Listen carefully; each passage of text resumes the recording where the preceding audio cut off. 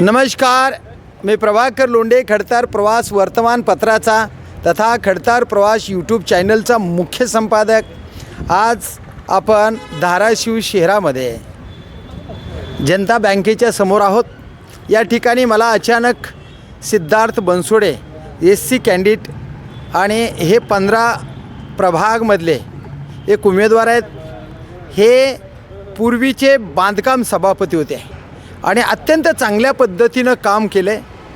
ते उमेदवार विजयी झालेत। आपण विचारूया नेमकं काय परिस्थिती झाली आणि कशा पद्धतीनं अडचणी आल्या आणि तरीसुद्धा अडचणीवर मात करून हे पद पटकावलं। आज नगरसेवक झालेत। आपल्यासोबत आहेत सिद्धार्थजी बनसोडेजी। आपण त्यांना विचारूया नेमकं काय अडचणी आल्या आणि वार्डातल्या मतदारांनी कसा विश्वास ठेवला आहे। सिद्धार्थजी नमस्कार, बोला। मी प्रभाग क्रमांक 15 मधनं सिद्धार्थ तांगुल बनसोडे काँग्रेस पक्षाकडनं निवडून आलेलो आहे। सर्वात प्रथम मी माझ्या प्रभागातले मायबाप जनतेचे आभार मानतो। त्यांनी दुसऱ्या वेळेस माझ्यावर विश्वास टाकला, याबद्दल त्यांचे मनापासून मी आभार मानतो। सर्वात प्रथम निवडणूक ही जनशक्तीविरुद्ध धनशक्तीची निवडणूक होती। या निवडणुकीत अफाट भाजप असतील, शिंदे गट असतील, अफाट पैशाचा त्यांनी पाऊस पाडला। या पैशाच्या विरोधात मी एक सर्वसामान्य काँग्रेसचा कार्यकर्ता होतो।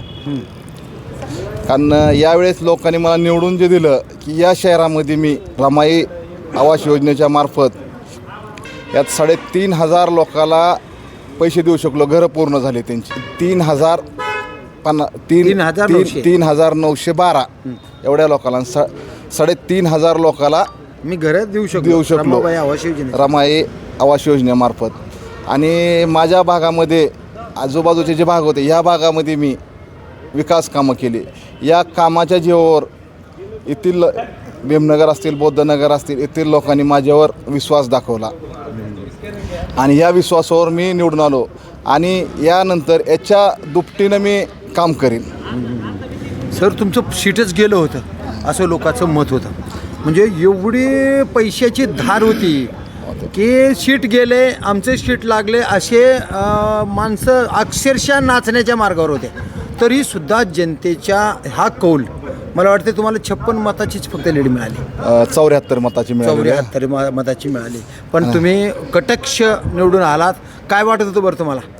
नाही, एकूण माझ्या प्रभागात 9 बूथ होते, त्यातील 4 बूथ ग्रामीण भागामधले होते। हा ग्रामीण भाग मला अनोखा नवीन भाग होता हा। आणि ह्या भागामुळे ह्या भागात माझा थोडा संपर्क कमी होता आणि ह्या भागामध्ये विकास कामं मी करू शकलो नाही, कारण ते माझ्या प्रभागात नव्हतं गेल्या वेळेस। आणि त्या भागामध्ये नवीन गेले असल्यामुळं त्या भागामध्ये पहिलं सांगितलं तुम्हाला, पैशाचा मारा भरपूर केला त्या भागामध्ये। मी अनोखा होतो, पण त्या भागामध्ये लोकांना जाऊन विश्वास दाखवला, मी काम करू शकतो, तुमचे हे करू शकतो।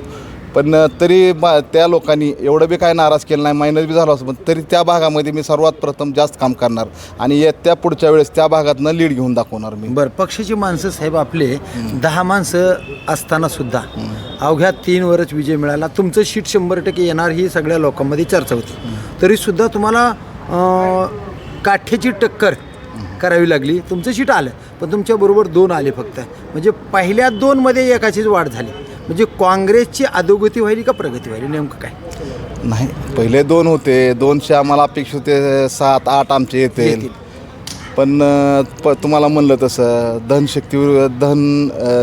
धनशक्तीविरुद्ध जनशक्तीची लढाई होती आणि काँग्रेस पक्षाकडे आमचे कामाच्या जीवावर मतं मागतो, बाकीचे पक्ष सत्ता पैशाच्या जीवावर मतं मागतात। आता कुठं चुकायला पक्ष, काय कुठं चुकायला नेमकं? बाबा, संघटन मजबूत नाही शहरामध्ये, जिल्ह्यामध्ये संघटन मजबूत नाही, कुठं आहे संघटना असं लोक विचारतात। काँग्रेस पार्टी कुठं आहे?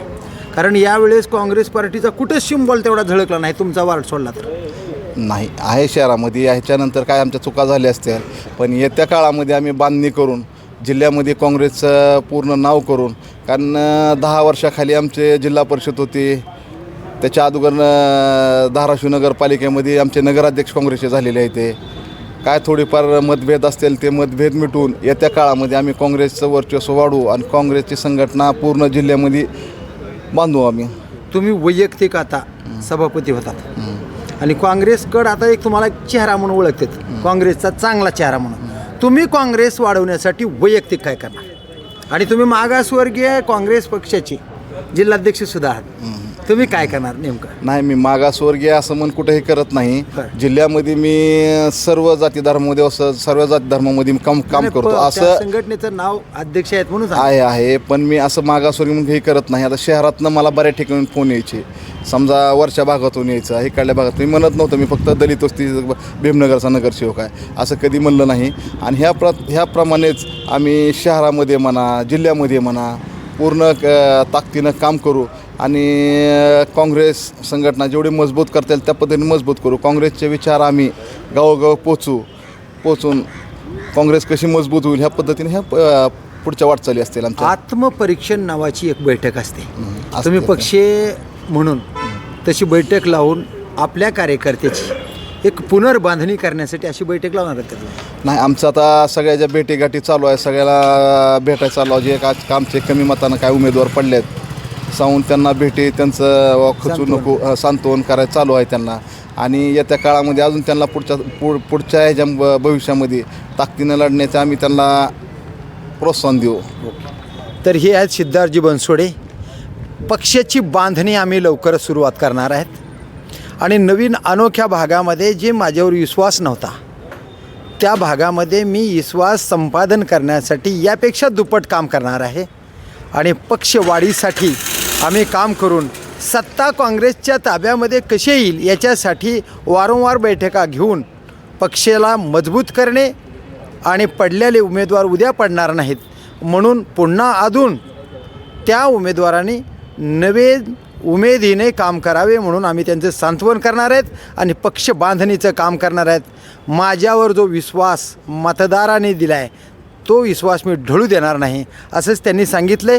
तर पाहूया येणाऱ्या काळामध्ये सिद्धार्थजी बनसोडे कशा पद्धतीनं काम करतात ते येणाऱ्या काळातच. मी प्रभाकर लोंढे, खडतार प्रवास वर्तमानपत्राचा तथा खडतार प्रवास यूट्यूब चॅनलचा मुख्य संपादक. या चॅनलला सबस्क्राईब करा, शेअर करा, लाईक करा, बेल आयकॉनचे बटन दाबा, आपले विचार कमेंट बॉक्समध्ये नोंद करा. असेच वेगवेगळे समाजहिताचे व्हिडिओ पाहण्यासाठी खडतार प्रवास यूट्यूब चॅनल सबस्क्राईब करा. धन्यवाद. धाराशिवकर. जय हिंद, जय महाराष्ट्र.